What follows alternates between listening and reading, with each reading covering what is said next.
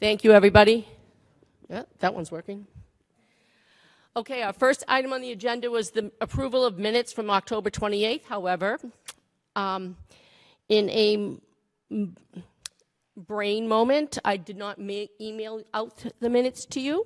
I just thought I did when I did the agenda, but I only sent the agenda. So we will take those up at our next meeting along with the minutes from tonight.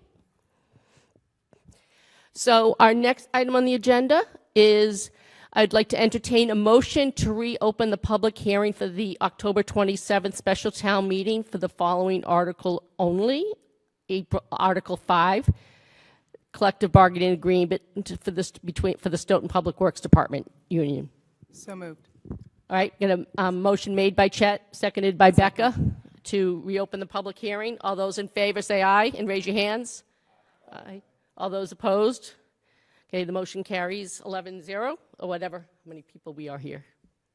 It carried unanimously. It's been a long week. 14, thank you. All right, so could I have a motion? I think we had tabled Article 5, so if we could take Article 5 off the table. A motion, so moved. So moves. Thank you, Becca. Second? Thank you, Heidi. Okay, so we have Article 5, which is you all should have a copy of the memorandum MOA that was sent out. I understand, and the town manager and the finance director will speak.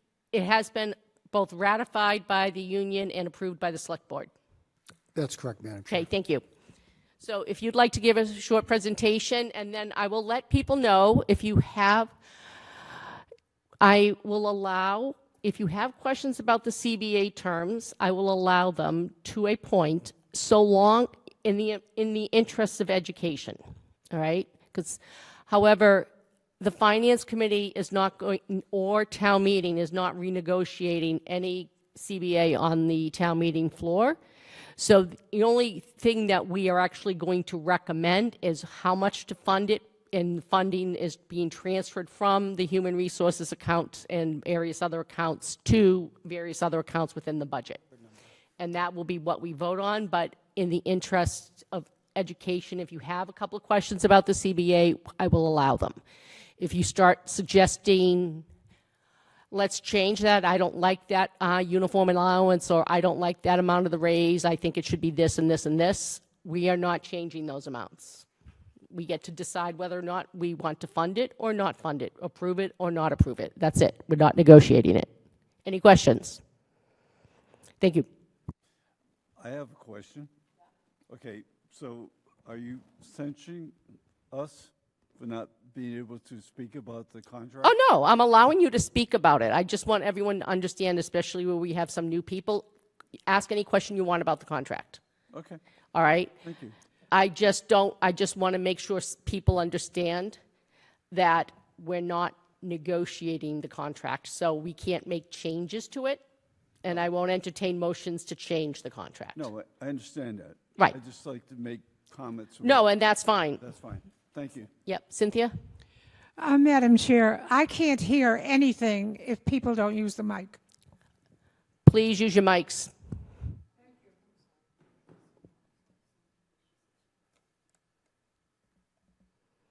All right, thanks.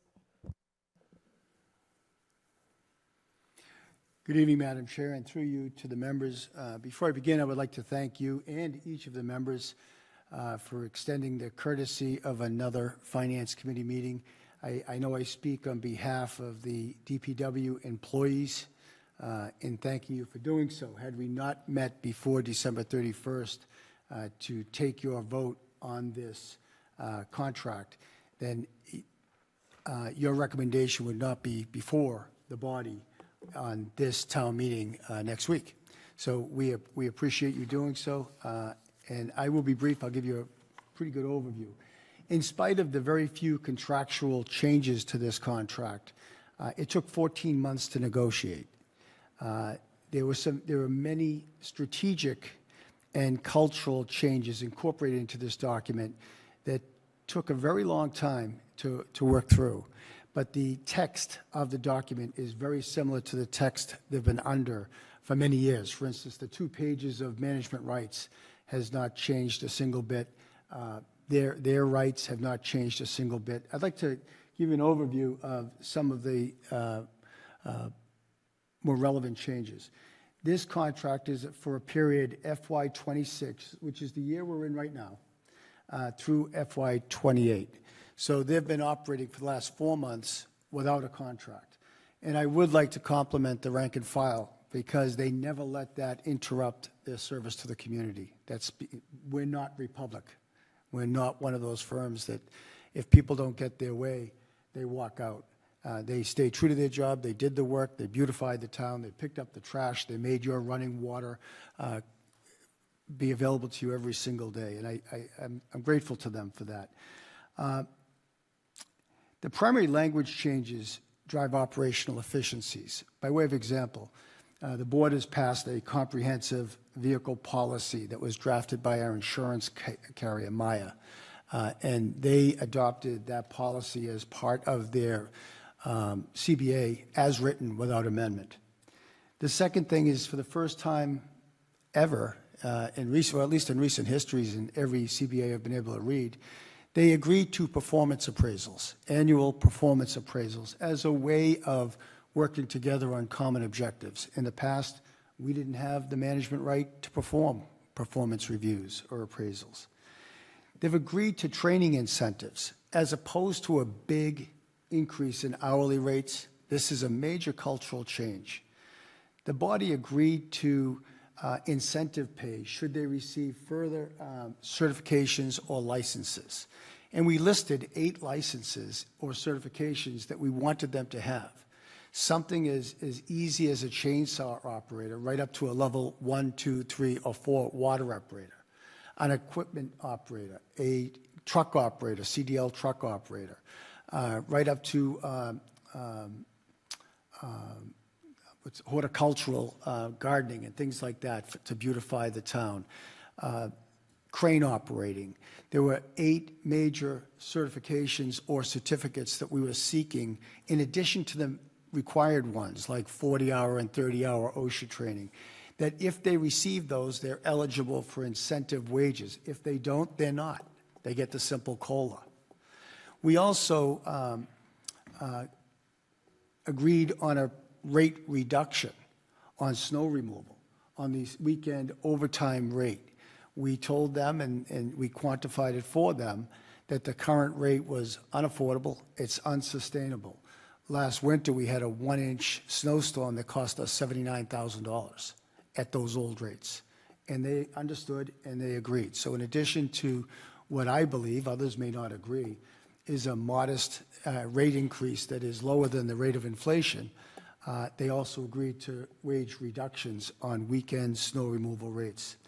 The last and most important to me, cultural change in this contract, is it changed the measurement for upward mobility from longevity and from seniority to merit. So there are no promotions in the future that are going to be given because you've been here 50 years longer than the next person. It's whoever gets the most certifications, becomes more diversified in their training, and the ones that are most qualified will get the posted opportunities. That, in any union setting, is a major, major accomplishment. And I'm very proud of the rank and file who came to understand the importance of upward mobility for some of the younger folks that are joining us every year. The financial impact, again, a reduction in snow removal. It's a 3-year contract beginning in the current year we're in. And just for the record, we're not looking for any new money for this year. We set aside what we thought the contract would cost us when we did the 2026 budget. So this evening, we're not asking you for any new money. That money is already in the current budget that we're operating under. It's a 3-year deal. The COLA is for FY26, which is the current year, is 3%. And it's 3% because that's what we gave the other unions and the other management and supervisory exempt employees in the town. So that first year was easy. We gave them what others got. The second year is 2.5. the year that we're planning right now. And it's lower because we're facing fairly substantial headwinds. But then again, so are they. 2.5 is lower than the rate of inflation. 2.5 is a pittance compared to the rate increase they're going to get on their insurance, health insurance. So even with that 2.5 raise for fiscal 27, which begins July 1st, they're going to be underwater in terms of their cash flow. And they understand that we're facing these headwinds, and I'm holding every union to 2.5. And most unions are accepting it. The only union that's bringing us to arbitration, and I don't mind saying it publicly, is the fire department union. They'll bring us to arbitration. It'll cost us $20,000 to make our case. In the third year, it'll be a 3.3% increase, COLA. 3%. So it's 3%, 2.5, and 3%. 2.5, 3. In FY28, which is 2 years from now, we've agreed to regrade all of the positions, as you can see in your chart, based on those that have achieved or who have accomplished certification, licenses, and additional professional development and training. Those earned certificates will place an emphasis on skills training. Our objective is to not do more with more people, but to do more with fewer people. You're going to see in our budget presentation in a couple of weeks a simplified public works budget. And it's simplified because, as you recall, those veterans on this committee, remember there were 25% of a person here, 25% of a person there, 25 there, and 25 there. Not only did it take forever to create the budget, nobody understood it. And so we've collapsed many of those departments into a common public works department. And now we're able to use all of our employees to focus on one event. By way of example, this couldn't have happened before. By way of example, we had a major water break Monday night. And we had 3 water department people who would typically be on the construction side of it away together on a vacation. All of the forestry people, some of the people doing trash removal responded to that water break because they've been getting those certifications and those skills training. That allows us to use a smaller workforce because we've got more skilled people in more areas of concentration. Remember, DPW does 7 different services, from forestry to rubbish to installing underground lines to paving lines and the like. So now that we have people who either are or are dedicated to advanced training, we don't need a person for every job. We need a person that can do 5 different jobs. And that's how we'll continue to manage our workforce down. As you know, we've got 22 fewer people in the municipal side of government today than we did 3 years ago. It's because of use of technology and diversification and training. And finally, 2 different job classes you'll see in your chart, mechanics and CDL drivers. They're impossible to find. They're impossible to recruit. They're impossible to retrain. They make an enormous amount of money because of their advanced skill training and capacity. So we've set them aside on the grid, as you'll see, and their rate in steps is advancing faster than any other position because of their skill level and because of the value of the work they do. For instance, we have 3 mechanics. We only have 1 spare rubbish truck. If 2 trucks break down, we don't pick up your route that day. These mechanics will work through the night and get it back on the road. So that's a very unique feature. Last point, I've heard it said that in some corners, and I think you may hear about it tonight, that 3%, 2.5, and 3.0 is exorbitant. Yet, I didn't hear a word from anybody when in the most recent 3-year, and that adds up to 8.5% over 3 years. I didn't hear a word from town meeting or from last year's FinCom on the 10.65 over 3 years for the school department, which is 70% of our budget. And I would just challenge anybody to convince me that the people who remove your trash, plow your streets, and deliver clean water to your household are not as important as the people that manage in our school system. So I would just ask you to keep that in mind. These people work in the night, they work in the cold, they work on Christmas Day to make sure that our lives are not disturbed. And I feel strongly that a DPW 8.5% over 3 years, not over one, but over 3 years, is a very fair deal, and I would ask your support of this deal. Thank you. Thank you. I have a couple of quick clarifying questions. If you could repeat, what were the two positions or grades that were increasing higher than normal because Mechanics and the CDL drivers of CDL drivers? And then the CDL drivers on this, on the grid. on CDL the grid, on operators. Exhibit A? Which ones are the I CDL? believe it says truck operator. Right, and- because there's two different truck operators, that's Yes. why. The first one is someone who may have a CDL but isn't driving, isn't an active driver. Okay. So the truck driver two. Correct. And the reason for that, Madam Chair, is for whatever reason, in the last CBA that was executed 4 years ago, every single laborer they hired was required to get a CDL. Nobody knows why. It wasn't the town's requirement, it was the union's requirement. Well, there were people that had no interest in driving a truck at all, but that CDL cost them $9,000. So although they have the certificate, they have no interest in driving a truck. So it's the ones that have the certificate and drive the truck and are getting whatever additional ma'am. certificates and stuff you need to drive the trucks? That's correct. Thank you. And do you have that number? From B, from D. Okay, at this point, I'm going to open it up to questions from the members of the committee. Chet? Thank you. Excuse me. Thank you, Madam Chair. Okay, good. Mr. Coulter and I talked last night about the increase on the contract for DPW. If you look at it, it doesn't seem like a lot of money. If you look at the hourly rate that they have, but people look at 8.25% increase over 3 years, and people have a little heartburn.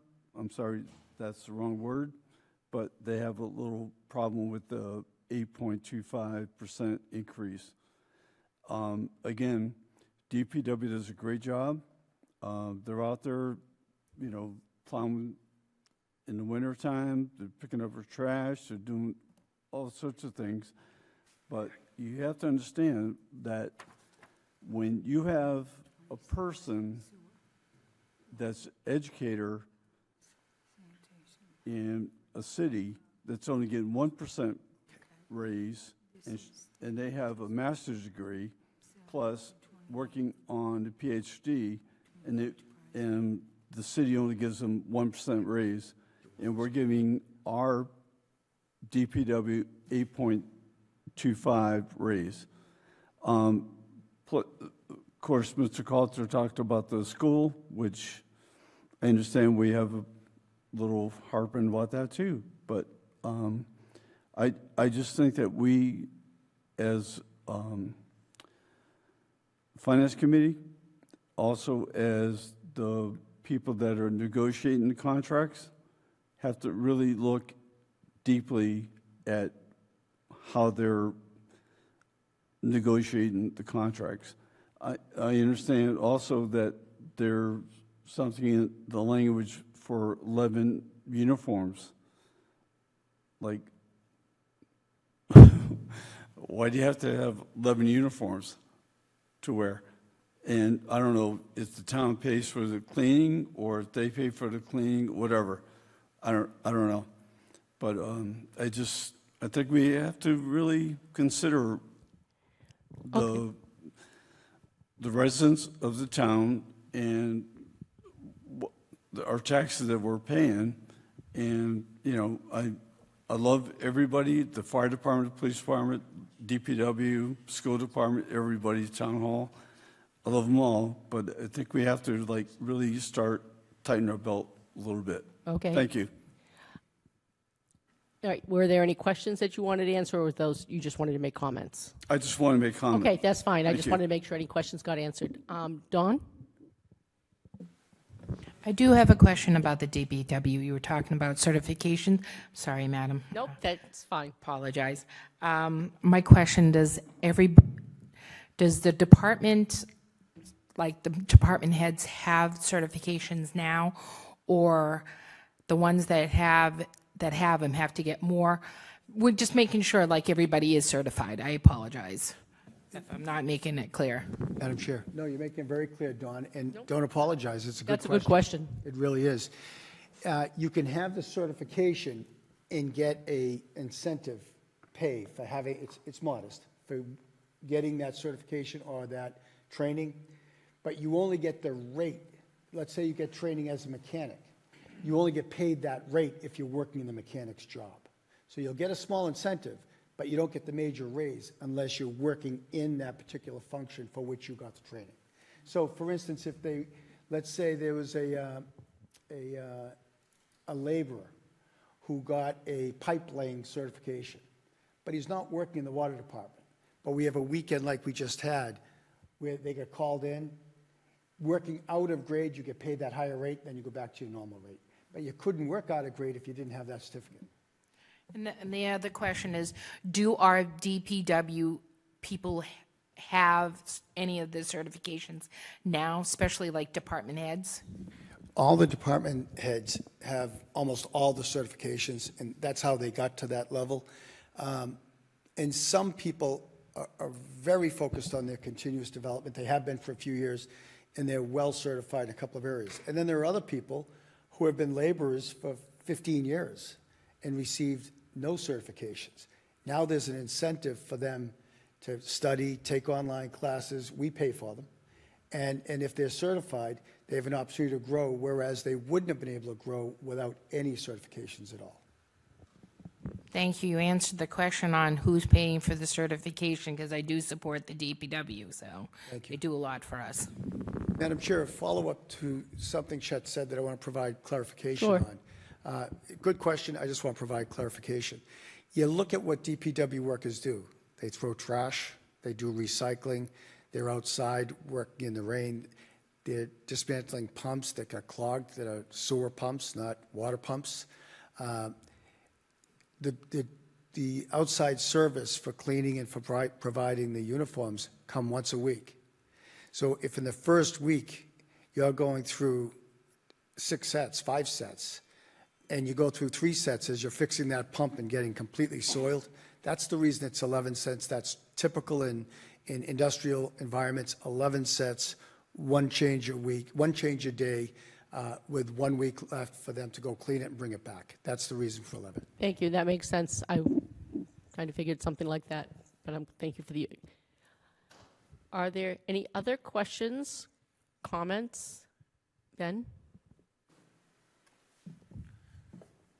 Do we have a total payroll budget increase, like the percentage year to year and for the entire budget? Do you have that figure handy? We have, Ben, we have the dollar totals for each year. Biz will recite them. I understand it's for fiscal year, it's 90,159. Oh, you have it in front of you? Yes. Yep. And going into fiscal year 28, it's 124,406. So that looks like a 37% increase over the course of 3 years. Why has it gone up that much? Well, these are all based on estimates, and you're looking at not just the DPW itself, but you're also looking at water and sewer. So when they get an increase in one avenue, then their longevity increases, et cetera. So there's lots of combinations. It's not just the straight salary. It's the other lines that are involved when you're paying a DPW worker. And to the point, Ben, this increase is for all departments. The 2 enterprise funds as well. This budget is for the DPW, which are not enterprise funds, the water and sewer. This is one contract, but several different departments. Okay? This is a this increase is for DPW, 3% this year, 2.5 next year, and 3% the year after.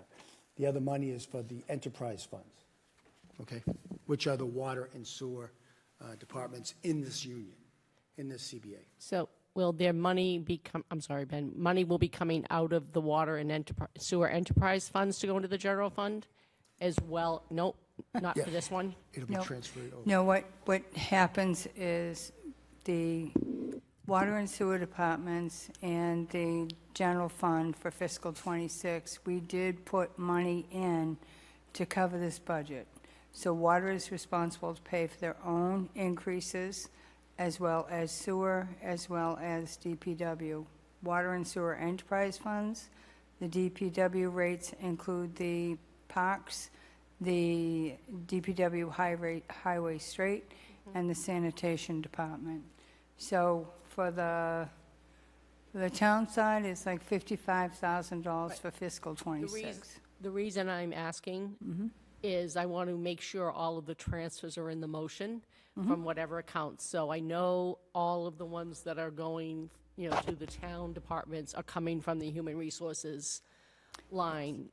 But what about other additional ones for the water and sewer? Is that additional funding coming from the human resources, or is it coming from the water and sewer enterprise accounts? No, there will be a clean motion when we get to town meeting. I see that when this went out, we had proposed motion to implement the terms of collective bargaining agreement by the town of Stoughton and Stoughton PWD union for 3 years. Right. Right, so When- how this will be broken down is to transfer from Yes. this to that line within sewer, this to So that when can I line. have that motion?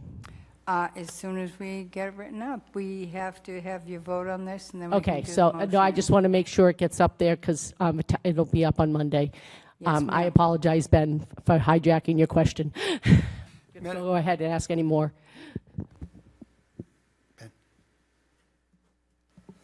Okay, so we don't have a figure from year to year in terms of how much it's going to We affect the don't, payroll? we don't have a specific breakdown by each one of the water enterprise, the sewer water enterprise fund and the general fund. We only have the 1-year funding broken out like that. This is for this contract, right? And we're funding only this year, which is already in the budget.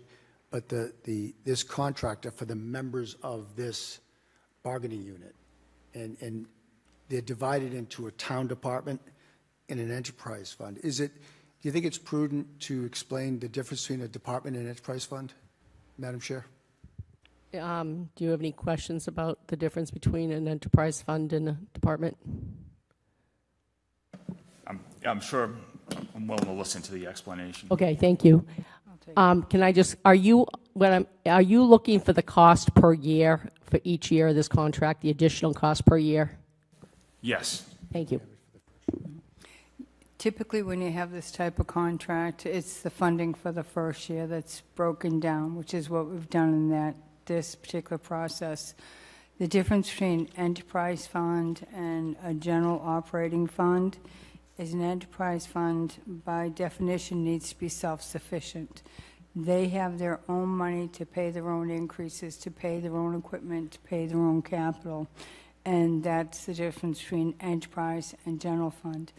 General fund depends on the taxation and items that are raised through the recap specifically to fund the operations of the general government and not the enterprise funds. Does that help?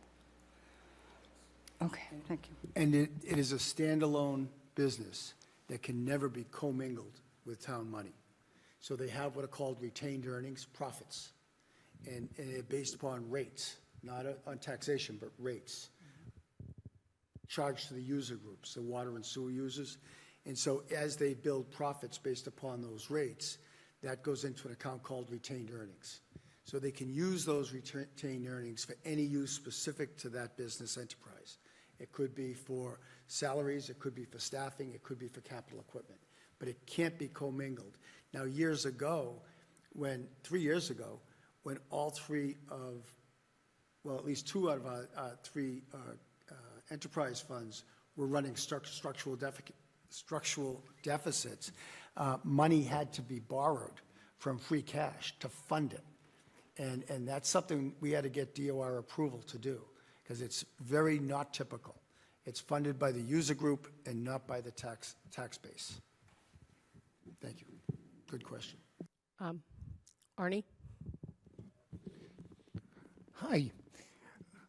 Nice to see you. Through Madam Chairman, what will the trash charges increase by with this new contract? Every July, we have a public hearing that I facilitate that goes through all of our bottom-up costing for trash. As you know, last year we had that trash meeting and there was zero increase. And I'm not going to speculate right now, but we keep driving our cost structure down. We're producing less trash right now and more recycling than the town ever has, because we just increased our investment in recycling to weekly. So I don't anticipate a rate increase this year as a result of these modest raises, but there will be a public information session in this room detailing all of our costs year over year versus the rates, what our revenue stream is, and the like. The objective is to run it at break even. And we've been managing to do that for 2 years, as a matter of fact, based upon driving our variable costs down. Thank you. Sure. Shauna? Thank you, Madam Chair. Through you, I just need clarification because I'm not really clear on this because I don't pay the trash thing, the trash fee. Are you saying that we're increasing their salaries, yet we're still thinking of getting an independent company to do the trash? Is that going to be like another? I've never said we're thinking about getting an independent company to do the trash. That's a rumor in the community that didn't generate with your management team. Okay, because as I say, I don't pay the trash, so I didn't pay as much attention. That's why I needed clarification. So you're saying that's not the case. Okay, thank you. Other questions? Cynthia? Thank you for recognizing me ahead of everyone else. You're welcome. Cynthia Walsh, 1096 Park Street. To anyone out there that's talking about privatizing trash, I have one word: republic. As the previous speaker pointed out, even without a contract, our trash was collected. We didn't have it piling up like some communities who have privatized. Also, over 10 years, for perhaps someone's edification, over 10 years ago, the members of the select board voted or required all new public works employees to have a CDL before they were hired. I didn't realize that policy had changed, but things changed in 10 years. I have no quarrel with the contract the way it's set up. I think we ask these folks to do extraordinary things, just like police and fire. It doesn't matter if it's 0 degrees or 90 degrees or 100 degrees. When they're called out to do a job, they do it, while we sit in either our heated homes or our air-conditioned homes, and thank God it isn't us. I had a brother who was a mechanic, and I think anyone who owns a vehicle knows that except for maybe changing your oil or changing your tires, today's motor vehicles are just beyond the scope of the average person. And in fact, you need specialized equipment to diagnose what's wrong with the vehicle. It's a much more sophisticated position than it's ever been in the past. And so I can understand why mechanics would be a class above other employees. Thank you. Thank you, Cynthia. I would just like to say I'm impressed with the way the incentives for the more and more education. I think that's something that the more versatile anyone is, it's always good for them, and I always tell people to do that. But I also think that's good that we're rewarding it as a town, because that serves us as well.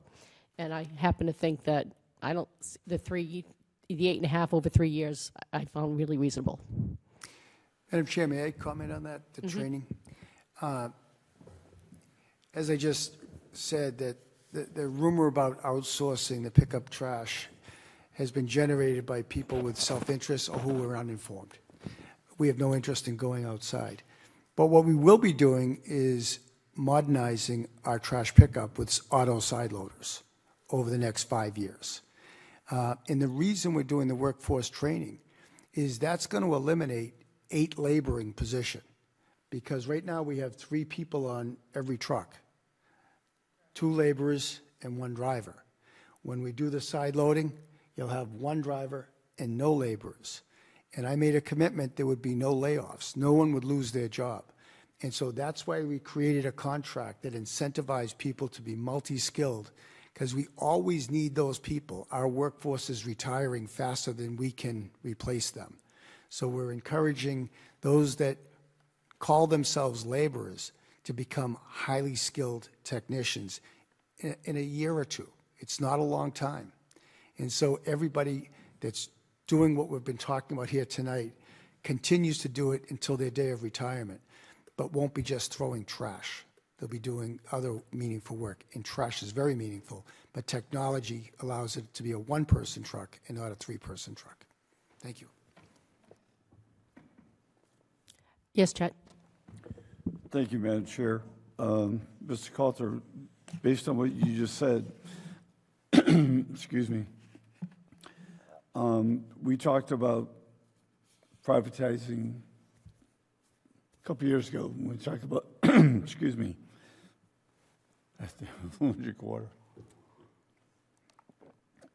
We talked about pay for bags, okay? And then we talked about, privatizing trucks. So now you're talking about side loaders. Now, how much is that going to cost us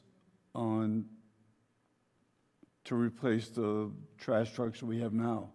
I mean, my point is, I guess I like the idea, but are we going to have to buy new trash barrels? Or town's going to supply trash barrels? Yes. For the side loaders? Yes, the town will provide them. Okay, so that's going to cost us taxpayers more money. I'd like to put a personal... I want to speak to this, Chet. I think you Okay. raise a great point. I just want to raise a point of personal privilege, just off script for an educational purpose. By the time our CMAS contract is up in 4.5 years, there will be 4 major providers of trash services, i.e. the disposal sites, incinerators, landfills, rail spurs, rail cars. Only 4. So when we go out to bid in 4 years, the market is going to be the market is going to be monopolized by 4 companies. 4 companies. Those 4 companies provide all of the services, from pickup to disposal and everything in between. Those 4 companies who control the end disposal site, in most cases, will not even bid on it if they're not getting all of the services, including pickup. So I've been working closely with the local transfer station, Wind Waste, on a deal structure. And we made the agreement today, so I can announce it, but it's not signed until it's signed, that the town of Stoughton, if the Board of Health approves their site assignment modification, can dump its trash for the next 4.5 years remaining on the CMAS contract in Stoughton, not drive down to CMAS. And then they will extend that contract for an additional 10 years at current level pricing, even with us picking up our own waste. What's that? That's referred to as survival. Because if we're putting it out to bid in 4 years, then we won't have a choice. That bid will be going for all of the services, from pickup to transportation to disposal. Negotiating it early, which I've been getting beat up in this town for 3 years, and I couldn't disclose it publicly, Chet, because That would have blown up the deal. So we reached a verbal agreement today. Stoughton will have 15 years of the lowest pricing in the industry where we get to pick up our own trash. So yes, will that require an investment in side loaders? We're going to be replacing the older trash trucks over the next few years anyway. We've been doing it for 100 years. We're going to do it for the next 5, but we're not going to replace them with the rear end loaders. We're going to replace them with the side loaders. And yes, that costs money, like everything. Right. No, I agree, Mr. Coulter. Side loaders, I mean, look at the amount of workman's comp that we have for these poor guys out there picking up trash in the winter, rain, stuff like that. We had an incident years ago where a person was hit in the back, and lost his legs, from Tragic. Picking up trash. So, And on the economic side, right now, Chet, we have a workers' comp claim that we're going to a hearing on next week. The individual was with us for 1 week. He said he got hit by a branch on the back of a truck, that's why nobody uses them anymore, and fell off and hurt his spine. He's 21 years old. He was with us for a week. We're going to be paying him for the rest of his life. And workers' comp is self-insured. We don't buy insurance for somebody else to pay their workers' comp. Taxpayers will be paying that for the rest of his life. no, again, my sympathy goes out to the people who work for DPW, trash, and the whole thing. Side loaders are a good thing, I think, and I've spoken about this before, privatize the whole thing. I guess I don't know what to say except that keep up the good work, and hopefully it'll be worthwhile, and we cut down on workman's comp. And you also mentioned a while back about people that are on the trash crew that will be reprogrammed to different retained. jobs Yes. in the DPW, which I support, and you know that. Yes, I do. And so that's it. I Thanks, just Chair. want to make sure that we're doing the right thing for our citizens. And I like to see pay by bag, because I drive around this town, excuse me, I drive around this town, and there are so many bags of trash outside of people's residence. And I know that's not going to happen, but So with, again, with containers, 1 point, Carolyn, if I may. With Quickly, containers, please. there'll be no bags. sorry, This- Madam Chair. This brief. I'm allowing it, but quickly. With containers, there'll be no bags. Everything will go into the containers. It'll look neat and clean, and guess what? It'll solve 50% of our rat problem. So you Well, don't put good the luck. trash, you just dump your trash in the barrel without a bag? No, there'll be no bags alone on the curb. Everything will be in a barrel. Oh, okay. They're 95-gallon barrels. They're huge. All right, And no, you that- couldn't lift them. That's why the side loader does it. Are they going to have wheels? Good, because otherwise they won't be getting down to the street to get picked up. In terms of cost, the first year they will cost us to provide every resident 2 barrels, one for recycling, one for trash, which serves a family of 5. With 2 barrels, it'll cost us $700,000. The savings in the first year in labor is $1 million. Okay. Don, you have a question, and then unless there's anything, I think we could call for a vote at that point. Nope, that's fine. Through you. Real quick question, because you opened this can of worms, and I apologize. We were talking about the side loader. Is that going to be integrated slowly? So when a trash truck breaks down, instead of buying a new trash truck, we're going to buy a side loader. So eventually it just kind of creeps in that way rather than all at once, because I think that's what a lot of people are thinking, like, boom. It's a great question, Don. The answer is yes. It'll be integrated as we need them. The side loaders, though, are twice as fast as rear end loaders. So it'll probably be 1 truck the first year, which will do half the town. The second truck, the second year, doing the other half of the town. The reason it'll happen faster than we think, is that means we can only do half the barrels the first year because people can't lift those barrels. People will be crying for the barrels once we start. And the people who are going to be buying the barrels or they're going to be supplied? They're going to be supplied through the user service fee. Oh, okay, thank you. Thank you. Thank you. All right. Having said that, I would like, could I get a motion to recommend approval of this article? Because remember, we're keeping them positive motions, So I moved. recommend we approve the article. right? Second. So I have a motion made by Heidi and seconded by Becca to recommend approval of this article to town meeting as to be funded of roughly around $90,000 being transferred from various assorted accounts that will be given out in the motion. Okay, on that motion, all those in favor, say aye and raise your hands. Aye. All those opposed? All those abstained? So we have 11 yes, 1 no, and 2 abstentions. Okay, thank you. I'll call that for a vote. 11, 1, and 2. I repeat them for the minute when Dolores is doing the minutes.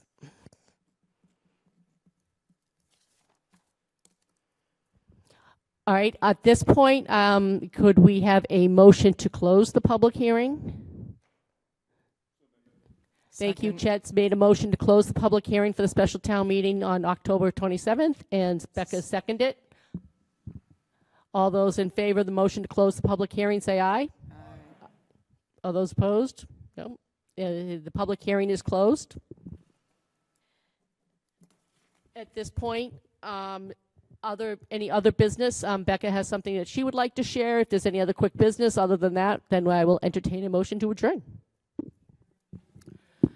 The only thing I wanted to bring up is, I believe Friday, November 7th and Monday, November 17th, Massachusetts is they continually offer open meeting law webinars.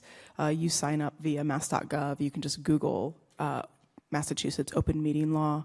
So if you haven't taken one before, I recommend you sign up for it. Again, it's a webinar. They're usually during the workday, unfortunately, but they're a good resource. I believe Friday, November 7th and or Monday, November 17th. And they have them like every few weeks. They had a few already in September and October. But yeah, and it's on the web. You can just Google, Open Meeting Law Massachusetts. There's a whole website on mass.gov. That's always good. That is always something that's good to know about, and as long as everyone's also, if you haven't, make sure you do your conflict of interest training through the Department of the State Ethics Commission. Yes? Oh, no, go right ahead. Use the mic. Sorry. I just was curious on this Collins, the finance policy statement from Collins Center, when we can see that information. Madam Chair, to the members of this committee, the Collins Center is in process. We have our final batches that we're working on right now. It's usually a 4-week turnaround as each batch goes through the system. So the anticipation is our final review with Collins Center will be at the end of November, and then those policies go directly to the Select Board for review and approval. Thank you. And do we get to make any suggestions before it goes to the selectmen? No. Thank you. Let me be a bit perhaps softer than that. We always want the Finance Committee input, but just FYI, there are 2 people who I know you all respect highly. John Anzavino and Vaughn Enochian are 2 of the drafters with the Collins Center of the document. So the Finance Committee's input through those 2 individuals is extremely helpful.